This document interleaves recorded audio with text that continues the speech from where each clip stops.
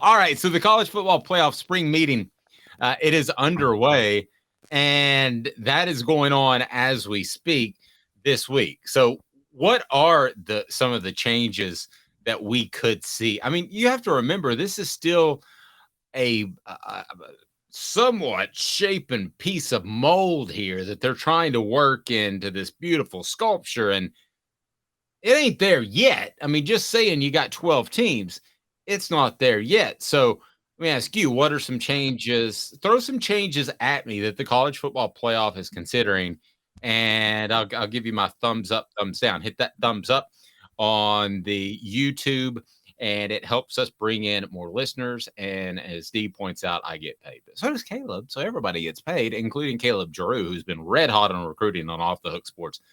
Com. So, what are some possible changes, some decisions to be made? And I'll go ahead and tell you the right one. And then I'll go ahead and text Greg Sankey after this and say, here they are. By the way, scale of 1 to 10, 10 being I am the dominant man in the room. When I speak, everybody shuts up.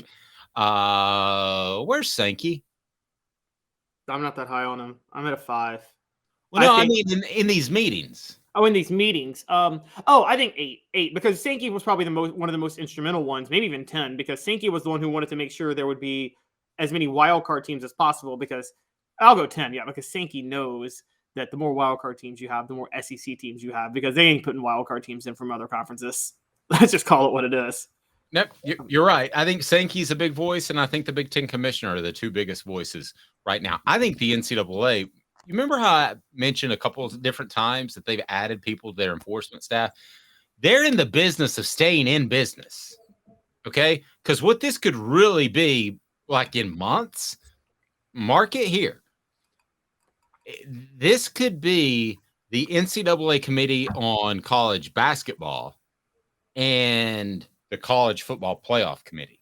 This could be two different groups of people that overlap, because right now – if I'm college football, I'm looking at you, NCAA. I'm saying you've done a dastardly job with the way you've run this program. Okay. So I want to handle this myself. I'm Greg Sankey. I'm with the SEC. I made a phone call to the Big Ten commissioner. We're going to work this out. You go handle the basketball tournament, which is very important. Don't be surprised if that happens one day in the very near future. No, I'm with you, which is funny because the NCAA was actually set up to be the governing body of football over anything else, because they were trying to make football safe. Because of one of the greatest presidents of all time, Teddy Roosevelt, loved football so much, he was trying to protect it. Yeah, and what they're trying to do now, that's why they added 4. That's the only thing that scares me about Tennessee's investigation is they added 40 enforcement staff people. That's called trying to stay in business. You know how every restaurant, I don't know about you, but every restaurant closes at 7 or 8 o'clock right now. Unlike the pandemic, they'd stay open until 10 or 11, and Walmart was open 24/7. It's because you can't find workers. Add some workers, maybe you're more relevant. So what other changes could happen in this CFP playoff? And you were going to say? I'm sorry. Yeah, I want to bring up changes, but my mind just went. It's funny you bring this up about the NCAA. They're the royal family of college football. The royal family's business right now is staying in business and keeping credibility. They have no power in England at all. So the NCAA is the royal family of college football. Sorry, I just had to get that out there. That's a scary good take, is what that is. All right. So give me some possible changes. We got a lot to get to on the program today. We'll probably go long, so hang with us. We're live each and every weekday at 10 a.m., so hit that subscribe button. Be sure to hit the like button. Greatly appreciate that. Helps us quite a bit. And it's brought to you by Andy Mason of AndyMasonRealEstate.com. Andy Mason has over 40 years of experience in real estate in the Knoxville area. Don't lose thousands or tens of thousands of dollars. Go to AndyMasonRealEstate.com because he has the absolute best service, the best prices in the real estate biz in Knoxville. So give me some changes, message board as well, and let me get your thoughts. Now, Travis says he really negotiates SEC TV deals well. Rim shot, and I'll give you one of those as quick as I can because I'm still getting used to my phone a little bored. The one thing I can get to really quickly is the name of Nico, because people give me a hard time. But negotiates SEC TV deals well. I think he will. I think the Big Ten won up the SEC. But for now, let's look at the college football playoff possible changes and we'll tell you if we like them or not, if they're good for college football or not. So these aren't changes as much as just things that need to be addressed. Okay. And the biggest thing that needs to be addressed is the future playoff schedules. Right now, the way things are set up, college football has a week 0, but de facto opening weekend is Labor Day weekend, right? That's when college football starts, Labor Day weekend, even though there's that week 0 before. Labor Day weekend is like, isn't that like one of the greatest opening day weekends like in any sport? Like, yes, it's the 3-day weekend, college football, like, so it starts then. Right now, you get 12 games. That creates just enough room for 12 games, one bye in the middle, and then the conference championship weekend, the first weekend in December. Their issue is they don't want to have playoff games be played on the same Saturday that the NFL starts playing regular season games, which is the weekend after that first weekend of December. So in order to have this 12-team playoff happen, they're going to have that first round of playoffs games be the first week of December. For money reasons, the conferences don't want to give up their conference championship games. And you also can't get rid of 12 games. The teams need the 12 games for their budgets and also to recover the budgets of smaller schools that play them. So what you could have is college football move up a week and start week 0. Like everybody starts week 0, basically. If it's everybody, that's fine. I hate the sporadic ones unless there's a lot of hubbub around them. And Tennessee used to play in those. They played Colorado one year. Man, they played somebody else. I can't remember. They played Iowa, I think, in New Jersey. Like, yeah, one of the major years. Yeah. So they played a couple of those, and that's cool. What's crazy is Eric Bieniemy, should be the hottest coach in the NFL, didn't play in the Colorado-Tennessee game, and a guy named Pritchard ran for like 180 yards. But nevertheless, Chuck Webb also lost track of time and kept running with 5 seconds on the clock. If he goes down or gets out of bounds, Tennessee can get a game-winning field goal. There you go. He knows his history. Listen, I'm fine for week 0 if everybody's in on week 0. I don't like, unless you're going to make this some big production that they did with those games, kickoff classics. I don't like when 1 or 2 games are just in week 0, just thrown out there. I don't like that. I think it diminishes the game. I'm not fine with it. I think the NCAA should take the NFL head on, and the NFL would fold, not the NCAA. First weekend of playoff games on a Saturday. Most people, this is my gut feeling, more people would watch the college football playoff games. And I think we're talking about 2 different things. I said I don't like the week 0. So you're saying that no, you're saying you're fine with the week 0 if everybody moves it up to make it week 1. Right. Yeah, I'm not. I love college football starting on Labor Day. This is a tradition. Like, there's nothing more exciting than Labor Day being the starting weekend of college football and Thanksgiving being the last regular season weekend of college football. It's just like, it's perfect. It's so crisp. And you don't get it. Like, you can make a whole weekend event out of your opening weekend of college football. I just absolutely love the feel in the air. And I know it's about money and business, but I'm like, I think there's some type of value to, I think half of the business is the love of the pageantry of the sport. I'm telling you, I think college football goes head to head with the NFL. I think they should keep the tradition of starting on Labor Day, ending on Thanksgiving. Conference championships first weekend, and then the tradition of go head to head with the NFL that second weekend in December. Dave, I bet the NFL folds. Not folds like as a league. I bet they cave and they move things to Sunday. Okay, I don't think they will. I think that we're being, and I thought about this last night, you and I talked about it. I think we're being a little bit short-sighted and maybe regionalist, if that's the word. I think we look at college football as being the end-all, be-all. I can tell you that, let's say a city like Nashville, I can tell you they're still going to cover the Titans 75% of the time, no matter how good Tennessee does. And Tennessee did really well. And I know for a fact that it affected a lot of the ratings in a positive way for those that covered Tennessee, UT. But I think that the NFL is still the 800-pound gorilla in the room that's not going anywhere. And I think it would behoove the NCAA to work with him, but you disagree strongly. Yeah, I disagree very strongly. It's one weekend. The NFL can keep it Saturdays the last 2 weekends of December. But just that one weekend of December. For the record, the NCAA let bowl games happen that Saturday. They let these meaningless bowl games that you nor I nor anybody cares about happen. No, I'm sorry. Actually, I take that back. Well, no, they do let them happen on that Saturday. But this would be the Saturday. after the conference championship game. So it would be the same Saturday the Army-Navy game is happening. Fine. Army-Navy doesn't deserve a game by itself. They don't deserve a day to itself. Okay? And I get your point about it being regional. I have to say this, though.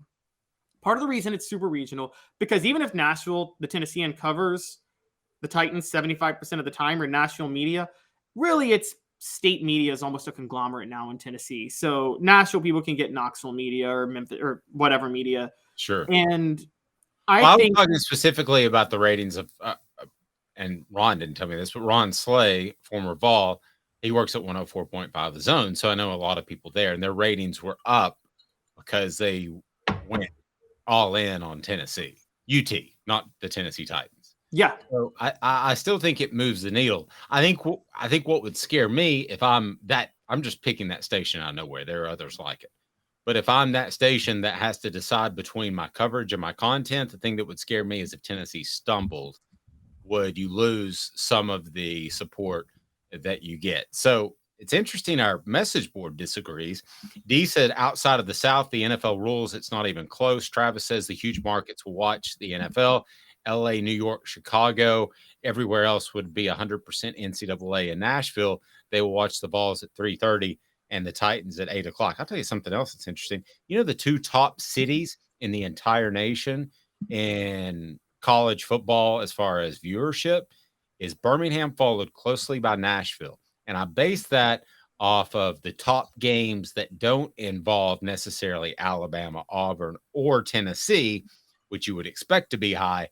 But those in the SEC championship game, those for the major matchups are always the two top markets. Outside of that, I got my question marks. What else are you throwing at me there? Okay. For the record, to correct one thing, when people talk about New York, Chicago, those big markets that wouldn't watch the college football game or the NFL, those people that would prefer the NFL aren't watching college football anyway. So you're not losing an audience member. The college football fans are watching the games. Okay. They're watching the playoff games. I'm just going to tell you that right now. More than NCAA tournament fans are watching March Madness. Book it. That's going to happen. Okay. So moving on, the other thing they have to figure out is future playoff venues. So there's been a talk about like the top 4 ranked conference championships receiving buys, and then 5 through 8 playing 9 through 12, and 5 through 8 gets to play either a home game or at a venue closer to their campus. And so they kind of have to figure out. You're saying venue closer to campus is if it's a place like that can't handle that sort of event, right? Well, so yeah, so like, okay, let's think about this last year. I'm trying to think of the best example, but let's take what the college football playoff rankings. I'll give you one. How about when UCF was knocking on the door? They would have, yes, 2017. Yeah, no. When UCF, 2017, when they're knocking on the door, would you not be better off having that at a bigger venue? Same thing for Cincinnati. Would you not be better off having that at a bigger venue? I could see that, but ultimately, I want this to be a home game, and I don't care if they have to manipulate it so that it's a home game for the best venues in college football. So if you're down to, okay, so the first 4 get a bye out of the 12, then you have 1 through 8. Okay, so if I'm at Tennessee and Cincinnati, and they're the 4 and 5 team, okay, I'm going to make Tennessee the 4. So that they get to host.